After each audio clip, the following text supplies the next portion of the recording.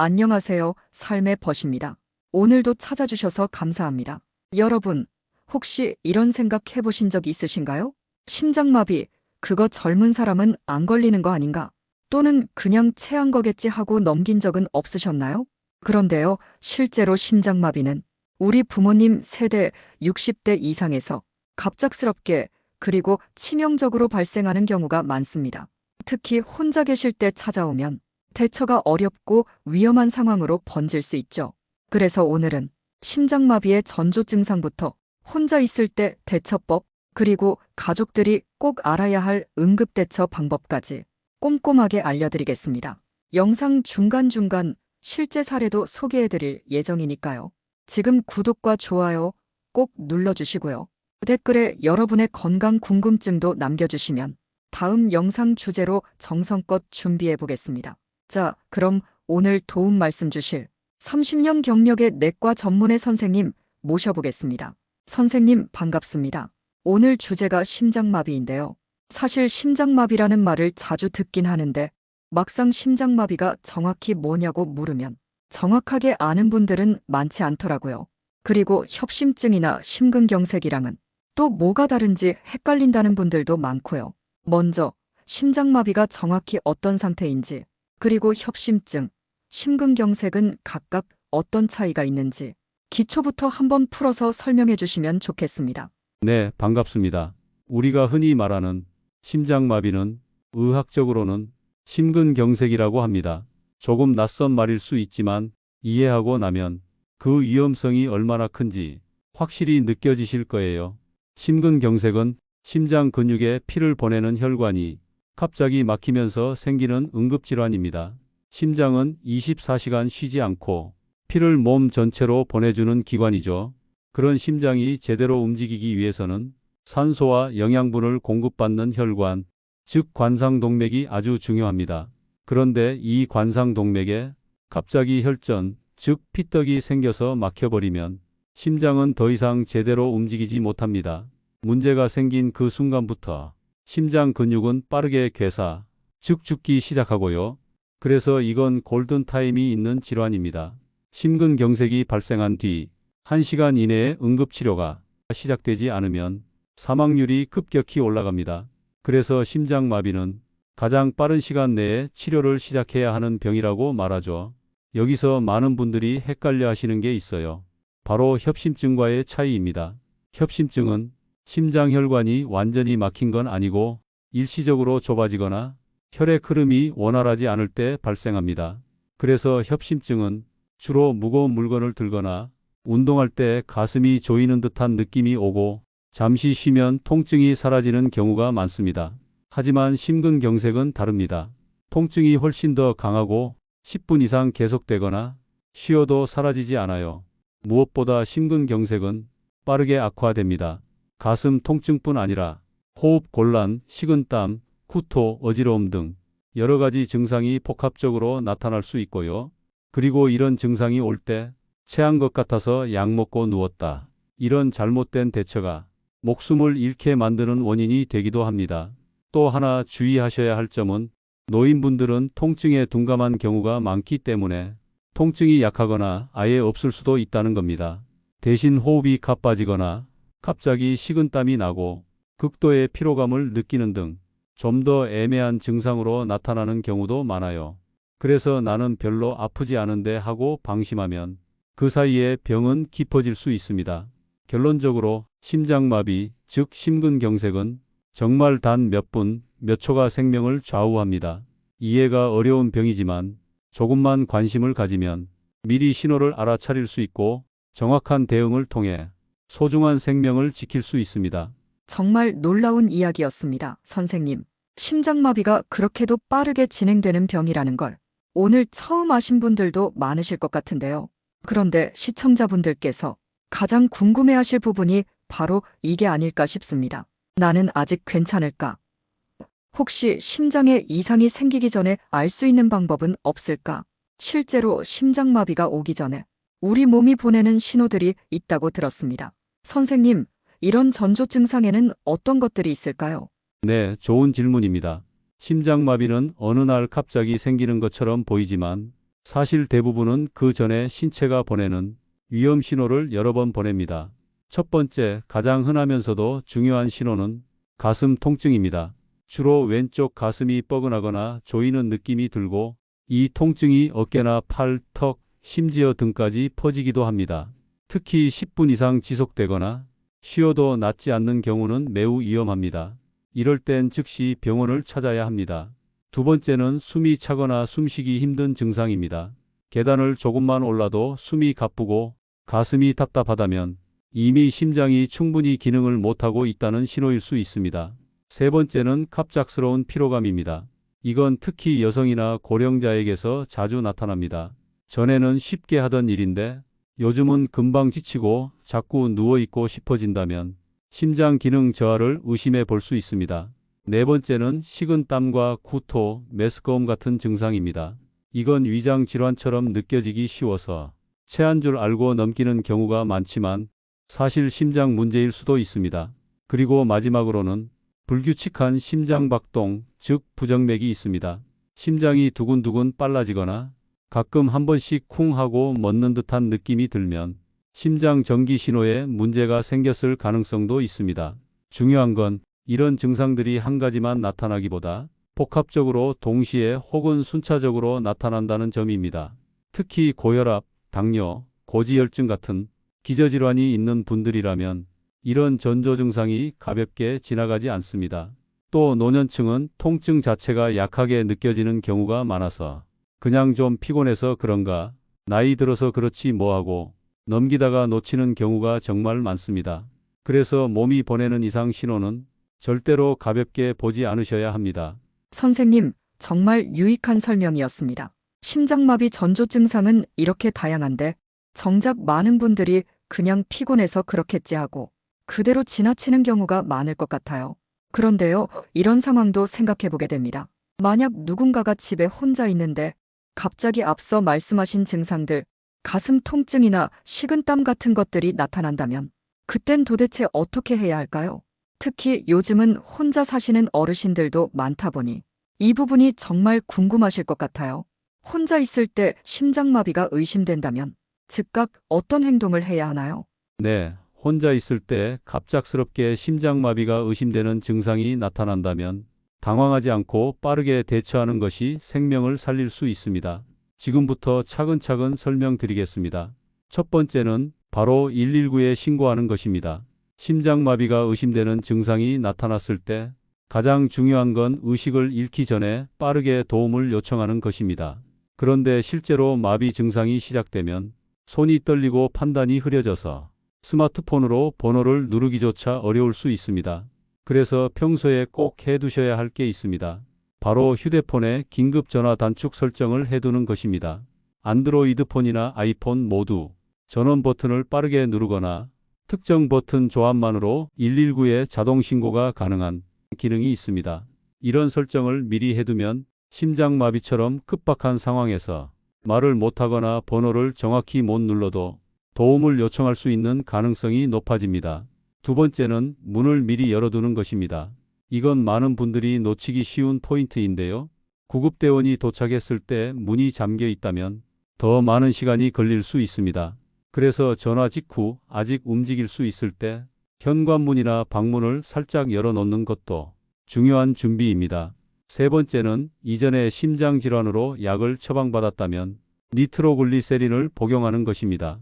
협심증이나 심근경색 진단을 받은 적이 있고 의사가 필요시 복용하라고 안내한 경우라면 혀 밑에 하나를 넣어 복용해 주시는 게 좋습니다. 니트로글리세린은 심장의 혈관을 확장시켜 혈류를 개선해 주는 역할을 합니다. 단 이 약은 혈압을 낮추는 작용도 있어서 기립성 저혈압이나 다른 약과의 상호작용이 있는 경우 의사의 지시 없이 함부로 복용하면 위험할 수 있습니다. 평소 복용 방법을 숙지해 두는 것, 이게 정말 중요합니다. 네 번째는 기침요법에 대한 오해입니다. 일부 영상에서 심장마비가 오면 기침을 하라는 내용이 널리 퍼진 적이 있습니다. 이건 병원에서 모니터링 장비가 있는 상황에서 의료진이 지시할 때 시행되는 방법이지 일반인이 혼자 있을 때 무작정 따라하면 오히려 숨을 더 가쁘게 만들거나 상황을 악화시킬 수 있습니다. 그래서 이 방법은 추천드리지 않고 정확한 의학적 근거와 환경이 없는 경우에는 시행하지 않는 것이 더 안전합니다.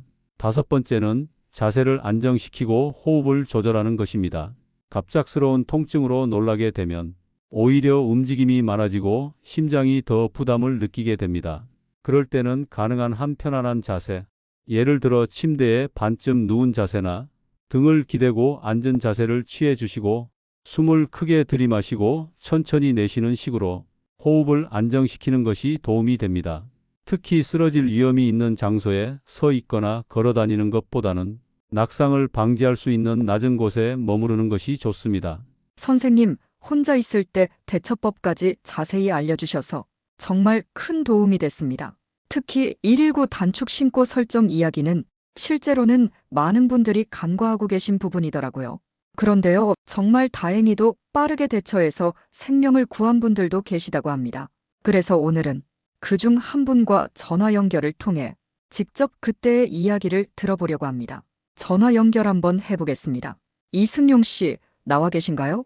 네, 안녕하세요. 저는 올해 63 된 이승용이라고 합니다. 지금은 건강하게 잘 지내고 있는데요. 사실 2달 전쯤에 정말 위험한 상황을 겪었습니다. 그날따라 아침부터 어지럽고 가슴이 좀 답답했어요. 처음엔 그냥 소화가 안 되는 줄 알았죠. 근데 점심쯤 되니까 왼쪽 팔이 당기고 식은땀이 확 나더라고요. 순간 이거 이상하다 싶어서 미리 딸이 해놨던 휴대폰 긴급전화 버튼을 눌렀어요. 그걸 딱 누르니까 자동으로 119랑 연결이 됐고 주소도 자동으로 전달됐더라고요. 다행히 구급차가 10분도 안 돼서 도착했고 심근경색 초기라고 진단받아서 바로 병원에서 응급시술을 받았어요. 그때 바로 누르지 않았으면 진짜 어떻게 됐을지 생각만 해도 아찔합니다. 그래서 지금은 저도 주변 분들에게 핸드폰 긴급신고 기능 꼭 설정하라고 말하고 다녀요. 이야기 정말 감사합니다. 이승용 씨, 그때 당황하지 않고 바로 버튼을 누르신 게 생명을 살린 결정적인 행동이었네요. 혹시 이 영상을 보고 계신 분들 중에서도 나는 괜찮겠지 하고 방심하고 계신다면 이 사연을 꼭 기억해 두셨으면 합니다. 선생님, 지금까지 전조 증상과 대처법까지 잘 들었습니다. 그런데요, 댓글로 이런 질문이 종종 보이더라고요. 협심증이랑 심근경색은 뭐가 달라요? 둘 다 가슴이 아픈 병 아닌가요? 사실 일반인 입장에서는 이게 헷갈릴 수밖에 없죠. 두 병 모두 가슴 통증이 주요 증상이다 보니 같은 병처럼 느껴지기도 하거든요. 선생님, 이 두 질환의 차이점에 대해서 자세히 설명해 주실 수 있을까요? 네, 아주 중요한 질문입니다. 많은 분들이 협심증과 심근경색을 같은 병으로 오해하시지만 사실은 위험도와 긴급성이 완전히 다릅니다. 먼저 협심증, 이건 쉽게 말하면 심장에 피를 공급하는 혈관이 좁아져서 심장 근육이 산소를 일시적으로 부족하게 받는 상태라고 이해하시면 됩니다. 그래서 주로 운동하거나 계단을 오를 때 가슴이 뻐근하거나 답답해지죠. 그런데 휴식을 취하면 통증이 사라집니다. 즉, 예고가 있는 통증이에요. 반면에 심근경색은 훨씬 위험합니다. 이건 혈관이 아예 막혀서 심장 근육 일부가 괴사하는 상태, 즉 심장이 죽어가는 응급 상황입니다. 통증이 굉장히 심하고 쉬어도 낫지 않고 식은땀, 메스꺼움, 호흡 곤란이 함께 올 수 있습니다. 그리고 시간이 지체될수록 심장의 기능이 망가질 수 있기 때문에 분 단위로 대처가 생명을 좌우합니다. 그럼 정리하면 협심증은 혈관이 좁아진 거고 심근경색은 혈관이 아예 막혀서 심장 조직이 손상되는 거군요. 맞습니다. 그리고 하나 더 말씀드리자면 협심증이 심근경색으로 발전할 수 있기 때문에 협심증 진단을 받았다면 절대로 방치하지 마시고 약물 복용, 식습관 개선, 주기적인 진료를 통해 관리하셔야 합니다. 정말 놀라웠습니다. 특히 협심증이 경고등 역할을 한다는 말씀이 인상 깊네요. 지금 이 영상을 보시는 분들 중에도 가슴 통증을 피곤해서 그러려니 하고 넘긴 분들 계실 텐데 이번 기회에 꼭 검진 한번 받아보시면 좋겠습니다. 이번엔 또 한 분이 실제 사연을 들어보려고 합니다. 이 정도는 괜찮겠지 하고 병원을 미루셨다가 위험한 순간을 겪고 나서야 비로소 건강의 소중함을 느끼셨다는 분인데요. 지금 전화 연결이 되어 있다고 하네요. 박정수님, 안녕하세요. 네, 안녕하세요. 이렇게 제 이야기를 나눌 수 있게 되어 감사해요. 정수님, 가슴 통증이 있었는데도 병원에 바로 안 가셨다고요? 네, 사실은요. 그날따라 조금 무리한 일을 하고 나서 가슴이 뻐근했어요. 숨이 차고 팔까지 저릿한 느낌이 왔는데 며칠 쉬면 낫겠지 하고 넘겼죠. 병원 가는 것도 귀찮았고요. 그런데 며칠 뒤 새벽에 갑자기 통증이 훨씬 심해졌고 정말 식은땀이 나고 숨도 제대로 못 쉬겠더라고요. 결국 119에 실려가서 응급실에서 심근경색 진단을 받았어요. 정말 놀라웠겠습니다. 그때 병원에 가지 않았으면 어땠을지 상상만 해도 아찔하네요. 치료는 잘 받으셨나요? 네, 바로 스텐트 시술 받고 지금은 잘 회복 중이에요. 이후엔 가족들과도 정기적으로 검진을 받기로 약속했어요. 그땐 정말 내가 왜 그때 병원 안 갔을까 하는 생각만 계속 들었거든요. 말씀 정말 감사합니다. 정수님 이야기가 지금 이 방송을 보는 분들께 큰 경각심이 되었을 것 같아요. 참을만 하니까 괜찮겠지 하는 생각, 그게 얼마나 위험한 착각일 수 있는지를 꼭 기억해야겠습니다. 네, 이 사례는 정말 전형적인 늦은 판단이 위험을 잘 보여줍니다. 특히 중장년 이상 연령대에서는 통증에 대한 민감도가 떨어져서 괜찮겠지라는 오판을 하게 되는 경우가 많습니다. 심장질환은 초기 증상이 아주 애매하게 나타나기도 하는데요. 가슴이 뻐근하다거나 어깨나 팔이 저리다거나 혹은 이유 없이 숨이 가쁜 증상처럼 딱 떨어지지 않는 신호로 시작되는 경우가 흔합니다. 그래서 이게 뭐지 싶다가 그냥 넘기게 되는 거죠. 하지만 이럴 때 바로 병원에 가서 확인을 받는 것이 심근경색이나 협심증을 조기에 발견하고 치료의 골든타임을 지키는 열쇠입니다. 또 한 가지 강조하고 싶은 건 정기검진은 선택이 아니라 필수라는 점입니다. 특히 고혈압, 당뇨, 고지혈증 같은 심혈관 질환, 위험인자가 있는 분들은 1년에 한 번은 꼭 심전도와 심장 초음파 등 기본적인 검사를 받으셔야 해요. 마지막으로 가족들이 함께 이런 내용을 알고 있는 것도 정말 중요합니다. 가슴이 답답하다고 말했을 때 그게 심장 문제일 수 있다는 인식을 주변에서도 갖고 있어야 더 빠르게 병원으로 모실 수 있거든요. 이런 가족 간이 건강 민감도도 같이 키워나가야 합니다.